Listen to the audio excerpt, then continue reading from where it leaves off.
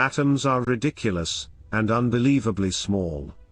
A single human hair is about as thick as 500,000 carbon atoms stacked over each other. Look at your fist, it contains trillions and trillions of atoms. If one atom in it were about as big as a marble, how big would your fist be? Well, about the size of Earth. Still hard to imagine.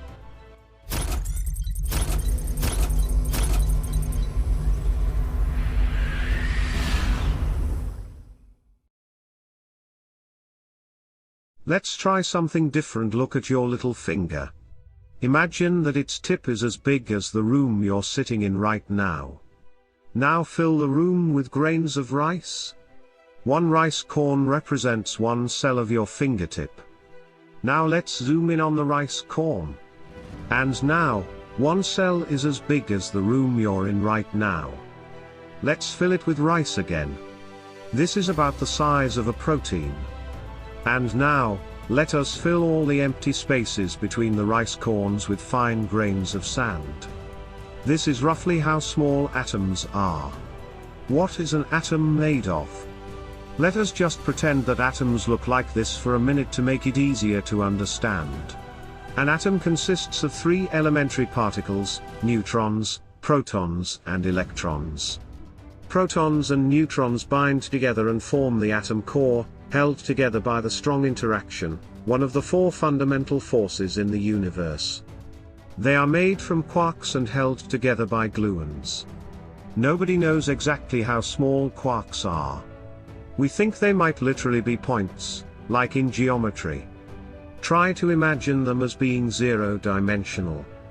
We suspect that quarks and electrons are the most fundamental components of matter in the universe. Electrons orbit the atom core. They travel at a speed of about 2,200 kilometers per second, fast enough to get around the Earth in just over 18 seconds. Like quarks, we think electrons are fundamental particles. 99.99999999999% of an atom's volume is just empty space. Except that it isn't. What we perceive as emptiness is actually filled by quantum fluctuations, fields that have potential energy and build and dissolve spontaneously. These fluctuations have a fundamental impact on how charged particles interact. But that's a topic for another video. How much space do the core and electrons actually fill? If you were to subtract all the spaces between the atom cores from the Empire State Building, it would be about as big as a rice corn. All the atoms of humanity would fit in a teaspoon. There are extreme objects where states like this actually exist. In a neutron star, atom cores are compacted so densely that the mass of 3 suns fits into an object only a few kilometers wide. By the way, what do atoms look like? Well, kind of like this. Electrons are like a wave function and a particle at the same time. We can calculate where an electron might be at any given moment in time.